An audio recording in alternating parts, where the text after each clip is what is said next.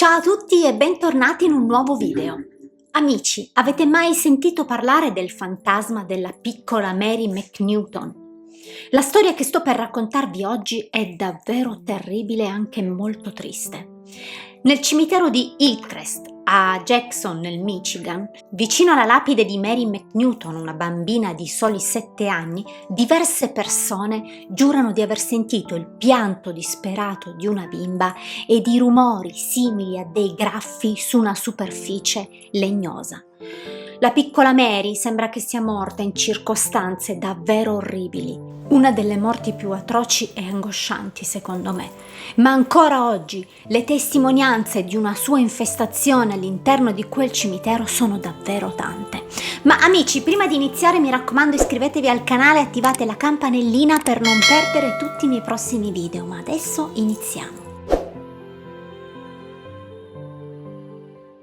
Prima di raccontarvi la storia della piccola Mary, però, devo andare un po' indietro nel tempo, iniziando a dirvi che era la nipote di un uomo molto ricco e potente, Moses Archibald McNewton, che nel corso della sua vita ha ricoperto diverse posizioni importanti, quella di medico, sindaco, promotore immobiliare e imprenditore ferroviario. L'uomo, di origini scozzesi, nel 1841 si trasferì da Argyle, New York, a Jackson, nel Michigan, dove esercitò da subito la professione medica, per poi passare a qualcosa di più redditizio, allo sviluppo della cittadina in cui si era trasferito. E in breve tempo divenne un uomo molto ricco, noto e anche apprezzato dalla comunità.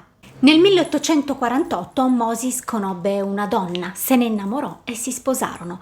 Su questa persona non sono riuscita a trovare informazioni. A quel punto iniziò a costruire qualcosa di molto più importante, la sua famiglia. Infatti ebbero ben 4 figli. Tra il 1871 e il 1873 i McNewton si costruirono una villa enorme, stupenda.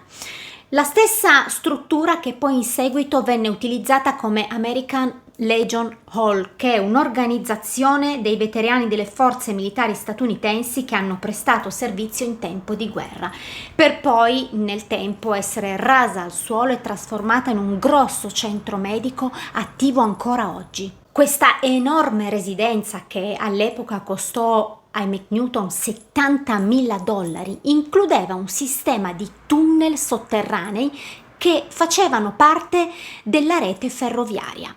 Moses era anche noto per essere un abolizionista dichiarato e sembra che durante il suo periodo in politica si sia battuto tantissimo per abolire la schiavitù. Oltre all'acquisto della sua casa, investì anche in altri immobili nel tempo. Uno in particolare salta molto all'occhio ed era un grosso terreno che all'epoca era noto come Oaks Cemetery, oggi chiamato Hillcrest Cemetery, posizionato dietro una piccola zona boscosa, con tanto di cartelli che ne dichiarano la pericolosità.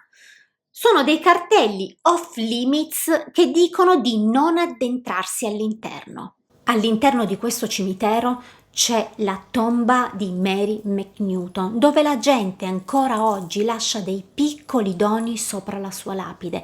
E poi c'è un grosso monumento importato dalla Scozia per onorare il clan dei McNewton. Ma adesso addentriamoci nella storia della piccola Mary e andiamo a scoprire che cosa le è accaduto. Mary McNewton nacque a Jackson nel 1884 dal padre Robert, che sarebbe il figlio di Moses Archibald McNewton, quindi il nonno di Mary, e da Elizabeth, e aveva anche altre 3 sorelle, Edith, Ruth ed Helen. E tutti insieme vivevano in una bellissima villa a Blackstone Street. Erano ricchi perché Robert era coinvolto nelle attività imprenditoriali del padre. Nel 1892 però, durante un'epidemia di febbre da tifo e difterite che stava contagiando tutta la città, Elizabeth prese le sue 4 figlie e si trasferirono a Brighton. E fu proprio lì purtroppo che la piccola Mary prese un'infezione. e morì subito dopo a causa dell'appendicite che andò in peritonite. Come possiamo immaginare una morte così prematura, perché Mary aveva solo 7 anni, sconvolse l'intera famiglia. Fu davvero una tragedia, soprattutto per Elizabeth, che non riuscì mai a ritrovare la pace. Subito dopo la morte di Mary, Elizabeth fece i bagagli, prese le altre sue 3 figlie e partirono subito per Jackson per seppellire la piccola nella loro tomba di famiglia. Quel giorno ci fu una breve funzione fatta di preghiere, lacrime e dolore, ma quella stessa notte accadde qualcosa di davvero incredibile. Elizabeth si svegliò in preda alle urla dopo aver avuto un incubo terribile. Disse al marito che c'era stato un errore, Mary non era morta e loro l'avevano seppellita ancora viva. La disperazione e l'angoscia con la quale Elizabeth continuava ad urlare quelle parole convinsero Robert a fare qualcosa e ordinò che venisse immediatamente riesumata la tomba della figlia. Ovviamente l'uomo non credeva che potesse essere accaduta una cosa simile, ma volle accontentare la moglie solamente per calmarla e farle poi capire con calma che purtroppo non c'era stato nessun errore, la loro piccola Mary era morta davvero. Quando però arrivarono al cimitero e il coperchio della tomba fu aperto davanti ai loro occhi, si resero conto con orrore che c'erano dei grossi graffi scavati all'interno del coperchio ed era quindi chiaro che Mary era stata seppellita viva e che aveva cercato disperatamente di uscire da quella bara. Il suo viso era contorto dall'agonia, le sue piccole mani ricoperte di sangue e le unghie erano completamente consumate. Questa era una dimostrazione che Mary aveva avuto un sogno premonitore e nonostante la piccola abbia lottato con tutte le sue forze per uscire di lì, era morta soffocata. E da qui parte una storia altrettanto inquietante, perché molte persone hanno testimoniato di aver sentito vicino alla lapide di Mary un pianto disperato di una bambina e di rumori simili a dei graffi sul legno. Ma non solo, c'è chi giura anche di aver visto lo spirito della piccola aleggiare in solitudine sopra la sua tomba. I documenti che attestano la morte di Mary si trovano dentro il libro mastro del Dipartimento della Salute della città vecchia, quindi questa storia è vera e come dicevo prima ancora oggi c'è la sua lapide, che nel tempo però è stata diverse volte vandalizzata, soprattutto negli anni 70 e questo ha portato a limitarne l'accesso per poterla preservare. Nel 1906 la famiglia di Mary si trasferì poi da Jackson in un altro paese. Pensate che nel 1997 si sono creati dei tour per raccontare tutta la storia di Mary, ma anche quella dei McNewton e di come abbiano influenzato positivamente lo sviluppo della città. I tour poi sono stati sospesi, ma esiste ancora il clan McNewton e regolarmente fa visita alla tomba di famiglia. Questa è stata una storia che mi ha davvero angosciato. Penso che morire così sia una delle morti più atroci in assoluto. Ma Mary non è stata l'unica nella storia ad essere stata la vittima di un errore. Soprattutto risalenti al 1300 ci sono state testimonianze di diverse persone che hanno condiviso un destino simile. Nel 1896 infatti fu creata un'invenzione per ovviare a questo problema che poteva salvare davvero molte vite.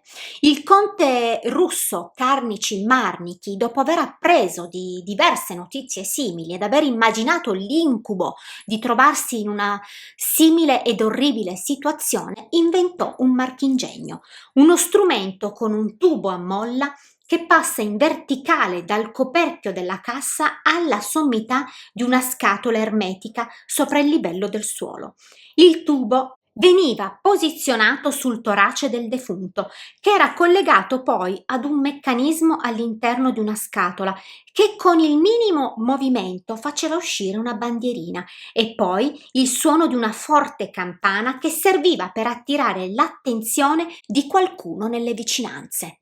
In passato si è scambiato spesso il coma con la morte, soprattutto per la catalessi, che aveva caratteristiche simili alla morte, che includevano l'immobilità dei muscoli.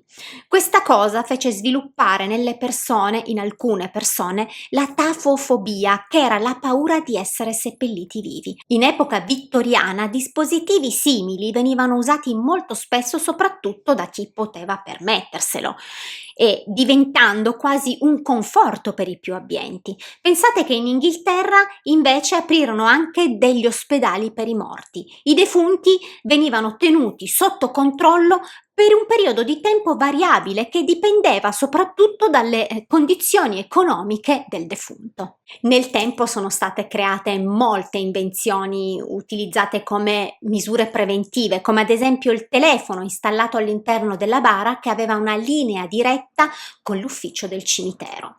Pensate che nel 1895 un medico inglese dichiarò che in Gran Bretagna circa 2700 persone venivano seppellite vive, una cosa che fu però poi smentita dalle autorità britanniche, che ne dichiararono solamente 800 all'anno. Solo. Oggi però fortunatamente la situazione è molto diversa. Ho letto però una cosa di cui non ho certezze, magari qualcuno di voi nei commenti che è un medico può dirci se questa cosa è vera oppure no. Ci sono delle situazioni, per esempio come quelle morti da avvelenamento, da alcol o da droga, o come morti per ipotermia, che le funzioni del corpo sono talmente ridotte che il flusso del sangue non si riesce a percepire. Di conseguenza la persona che viene dichiarata morta, che magari poi morta non lo è, morirebbe poi nella cella frigo. Comunque sono stati diversi i casi di persone che si sono risvegliate dopo essere state dichiarate morte, e questo è successo anche qui in Italia e anche ai giorni nostri. Tornando alla piccola Mary, come vi ho detto prima, è una storia che mi ha davvero tanto angosciata mentre la leggevo, e non posso neanche minimamente immaginare lo strazio di quella famiglia, soprattutto del dolore della mamma e del suo senso di colpa magari. Fatemi sapere se conoscevate nei commenti questa storia e che cosa ne pensate. Mi raccomando, vi aspetto. Io vi mando un bacio grande, ci vediamo domenica con un'altra storia. Ciao amici!